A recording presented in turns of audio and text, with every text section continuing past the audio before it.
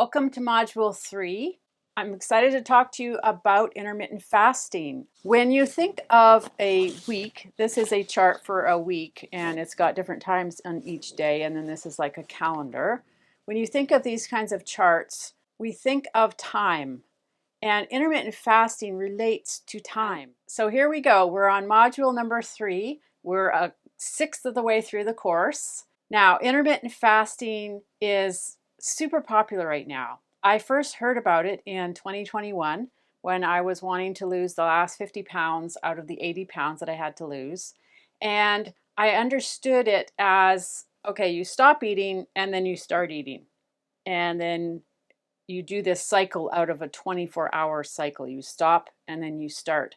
That's how I started to learn about it. There are many people talking about it. The main person that I learned it from, and I'm not going to name this person because in this course I'm not wanting to endorse people or not endorse people. So you can find it on my resource page on my website, and you'll see this person's name there. His name is all the way through my first book because at that point in time it was important that I listed his name and the other names of the doctors who I was learning from at the time, and it was very fresh in my memory. I don't know what his business is like at any point in time when you're watching this course, and so that's why I'm not going to actually name the person, but you'll find them on my resource page or read about it in my book. Also, I've listed it in some of the description under my YouTube videos as well. Here I am again with the 9 snack bags, and these I'm going to be talking about in Module 4, and each lesson I'm showing you one of the snacks out of these 9. Let's see what this one is. Chocolate chip cookies. Oh, I used to make chocolate chip cookies all the time. Used to. Past tense. So stay tuned and I will show you how many sugar cubes are in a serving of chocolate chip cookies. So how to boost your health and energy. Intermittent fasting is part of the puzzle. This is the third piece of the 12-piece puzzle. It's not the whole shebang. It's not the solution for everything. And some people, and it's really unfortunate, some people see this as this is the solution. You know, everything revolves around this. No, I don't believe that intermittent fasting alone is going to solve the weight loss issue for people. I really don't. And I put it into practice. I tried to make intermittent fasting work all on its own, and it did not work. I had to combine it with all of these other things, all of these other pieces of the puzzle to make it work. So I'm just going to say that right at the beginning.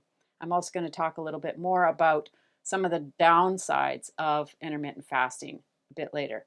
So as we get further along in this course, we're starting to understand how do the goal setting, how does the habits, how does the why we want to do something, how does all that relate to what we put in our body and when we eat. So we're starting to go from the one section into this other section related to food and the types of food that we're going to eat and when we're going to eat. Intermittent fasting is this first start of this journey of when are we going to put food in our body. So the beginner's guide to intermittent fasting. Insulin calming, keep your blood sugar right. A typical day for myself in the past, this is an example of foods that I would eat and things that I would drink. This is also what, in general, many people in my family, many people in society would eat and drink in a typical day. It might be a little bit more, a little bit less, but it's generally these types of foods. We've got some muffins, some chocolate chip cookies, chips. We got a little bit of a salad in there maybe. We've got a sandwich, apple, maybe a donut, protein bar. Added to that was some coffees, maybe some tea, orange juice, some soda, maybe a drink at the restaurant, and maybe a little bit of water. Got a lot of variety. It looks colorful. So let's go on this journey and how insulin relates to this food. I'm going to show you 2 different ways of looking at that amount of food. So 9 times in the day, we have consumed either food and or drinks. Starting at 7 a.m. in the morning, got to get off to work. And then at the very end of the day, 9:30 at night, we're going to have our snack before bed. But let's think of foods and drinks in separate categories. Hopefully you can watch this on your laptop or desktop so that you can see the diagram better. It's a little harder when you're on your mobile. So hopefully you can watch this particular lesson this way. Otherwise, in general, you're seeing the colors and they represent foods and drinks. Now we're seeing it horizontal. We're separating them out from the drinks because we want to see them all as their own units. This is what has helped me with intermittent fasting to separate out and distinguish the foods from the drinks, because drinks are just as important as the foods if they have sugars in them. What happens is if we have eaten 9 times or drinking 9 times throughout the day, our insulin has to kick in. The insulin comes along the minute we have something in our mouth and our taste buds say, okay, this is sweet, this has got flavor, this has got nutrients. Our insulin comes along and says, okay, what are we going to do with this? So the insulin is activated and it says, okay, we're going to take some of the sugar, we're going to use it, and some of it we're going to store because we've got too much. And so every time we take food or drink in, the insulin goes up and then it slowly comes down again. And then the insulin goes up and slowly comes down again. And we've got this roller coaster going on. So in a 9-meal day, because every single time that we take in that food or that drink, it counts as a meal. Our body does not know the difference between a snack and a meal. It sees it as 9 meals. What happens when we say, okay, we're going to take 2 of those away? We're going to take it down to just 7 meals in the day. And we've got this longer stretch between 2 insulin spikes, a little bit of a longer stretch. We've added in some water. So we had the coffee before, we're going to add in some water instead. What happens when we take a few more of those meals away? Let's say we're going to be going down to 4 meals. We've taken out the 8 a.m., the 10 a.m., the 2 p.m., and the 4:30 p.m., and the 9:30. We've taken out 5 of those meals. We've replaced them with water. We've taken out the meal. We haven't changed any other food. We haven't gone keto. We haven't gone low carb. We haven't gone unprocessed. We're just taking the meals out. There's only 4 spikes of insulin. The insulin has a little bit of a chance to say, oh, I can take a break. And then your body also has a chance to digest it, a chance to work on all kinds of other things that your body's needing to work on. This is a lay person's perspective. As I've said, I'm not the doctor. I don't have all of the jargon memorized. So if you're a doctor, bear with me. I'm not claiming to understand all the intricacies of insulin. This is how I understand it in terms of the insulin spikes. And when we aren't eating, the insulin can come down and rest. So how can intermittent fasting and keto and low carb diet work for weight loss? This is what worked for me. It's intermittent fasting plus keto and low carb. So what worked for weight loss was changing what I eat and changing the times that I eat. So intermittent fasting and keto and low carb for weight loss. Alternate days of 2 meals and 1 meal. When I was losing the weight, this worked really, really well. I was consistently losing around 1 pound or 2 per week while I needed to lose those last 50 pounds. And this worked like clockwork. It was amazing. So I changed what I ate and I changed the times that I ate. I had 2 meals and I didn't snack. And that was very, very hard at the beginning. My goal is to help you to learn not to snack and ways to get around it. But for now, as we're talking about, this is just the basics of intermittent fasting where you're separating out your meals. We're not talking about the fasting as much as we're talking about when are we having the meals and what are we having during those meal times. This is a totally different picture compared to this one with the 9 meals. This is 2 meals compared to the 9 meals. There's no breakfast food in here. I don't see any pancakes. I don't see any cereal. This is 2 main meals. We've got the salad in 1 meal and an apple. We've got soup and a fruit bowl. We've got some diet soda or club soda, and then we've got some tea, and the rest of the time it's water. So our insulin is just happily going along. It's not needing to be activated, and then when we have our main meal, it goes up and it says, okay, what are we going to do with all of this energy, this carbs, all of the food that we need to deal with? What are we going to do with it? And it deals with it, and then it has a chance to come back because there's been over 5.5 hours between those 2 meals, which is around the time that you want between meals to be able to digest it and for insulin to come back down again. Now, alternating days, this is what one meal would look like in one day, and that's not enough calories.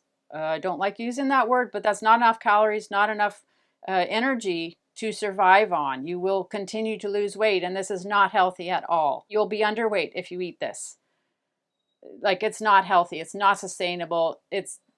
You will feel like you're starving and you're going to go off the diet. This is only alternating days. And I did not do it religiously in terms of 2 days, 1 day, like 2 meals, 1 meal, 2 meals, 1 meal. I alternated it in terms of probably 3 days with 2 meals and 1 day with 1 meal. Or I'd mix it up, because I also heard that mixing up the times that you eat also helps keep your metabolism higher, because your body is guessing. Going back to this one, this I'm showing here at 12 p.m. and 6:30. When I was learning intermittent fasting, I pushed it and tried to not eat until 2 in the afternoon. And then I would usually go to bed at 9:30 or 10. So I would have my meal, the last meal, maybe 7 o'clock, 8 o'clock. So I pushed these two. This is 12 o'clock or 6:30. You can choose when those times are, but in general, try to have 5 to 6 hours between those meals. So going to the 1 meal a day, not sustainable. I can't do this when I'm maintaining my weight now. I would be underweight if I ate this way. So it's very rare that I'll eat just 1 meal.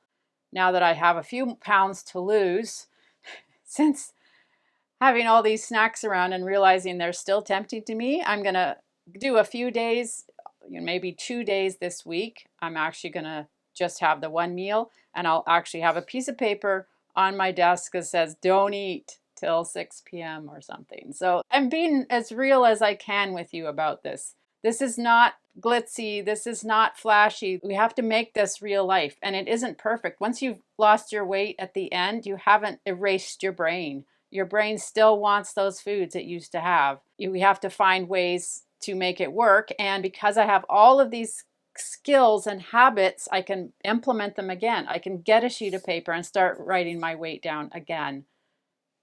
It's a tool. I know it works every time now. Because it has worked in the past, I can bring it back. I don't have to blame myself. I don't have to have willpower again. I just put into practice the same things, and I can lose the 4 or 5 pounds that, I probably am about 5 pounds more than I was 3 months ago. But Christmas was in there, and I made some cakes, and they were tempting to me. I'm going to be putting this into practice again, because I want to get back down to my clothes fitting better. All my clothes still fit. They're just tighter, and I don't like that. And my belt loop is not as tight as it was. So this is an example of the maintenance, the weight loss maintenance. Probably 3 days a week I'll have a breakfast. So I push this forward. I've thrown in the 2-bite rule, which I'm talking about in the future. I've got a little bit of chocolate. Now, I'm swearing off chocolate for the next 365 days. But when, if you're not swearing off chocolate and you want to have a little treat, now I'll have a different treat, which might be some flavored yogurt, half a container of flavored yogurt with my fruit, that kind of a thing. So this is just an example of 3 meals a day for maintenance. And then I can alternate that. So 3 times a week I'll have some breakfast, and alternating it with the other days, which I'll just have 2 meals. So 3 meals, 2 meals, alternating for weight maintenance. For weight loss, it worked to do the 2 meals one day, 1 meal another day, and maybe alternating those every 3 or 4 days. Feel free to watch that part again. It's a little bit hard to explain in this short lesson, but hopefully you'll understand a little bit about intermittent fasting and my interpretation of it and how it has worked for me for weight loss and for weight maintenance. Now, there's many other benefits to intermittent fasting, and that's one of the reasons I continue to do it, because, and I'll talk about this also, I keep talking about future things, but my hair is thicker. I completely cured my acne, which I had never cured ever, up through into my 50s. Finally, I cured my acne, and I believe intermittent fasting was key to that, and also with the low-carb diet. And my wrinkles, 3 times in this past month, people have said I look younger. My daughter, who lives with me, has said that my wrinkles are less, and I look younger and I feel younger. I know that autophagy, please research it yourself. Autophagy is pretty amazing how our bodies can start to repair itself if you give it a long enough time. I think it's 17 hours without any food, and any sugary drinks kind of thing, that your body starts saying, oh, okay, I'm going to start going and repairing stuff. And I think that has helped make me look younger, feel younger, clear my skin, all of that, plus the low carb, so that when I am actually eating, I am nourishing my body with whole foods, with more one ingredient foods. I'm excited for you to see my cooking class. It's very real and raw, but I talk about one ingredient foods almost exclusively in that cooking class. Since I'm talking about food more, I want you to understand that this is just my opinion, my experience, and all the research that I've done. I'm bringing this to you. This is just for informational purposes, and I hope that you can seek guidance and do your own research and find out what's going to work for you. And if this piece of the puzzle helps and you can start to put some of it into practice, that will be great, but do your own research as well. In lesson 8, we're going to be talking about logging our food, writing it down, and not being too obsessed with it, but just being aware of what we eat. This food scale was handy for me when I was first learning about carbs and counting carbs and stuff. But also, if you are doing food logging, if you're interested in using a food scale, you can at the beginning, but not to feel like you have to. So I'm going to talk about that in lesson 8.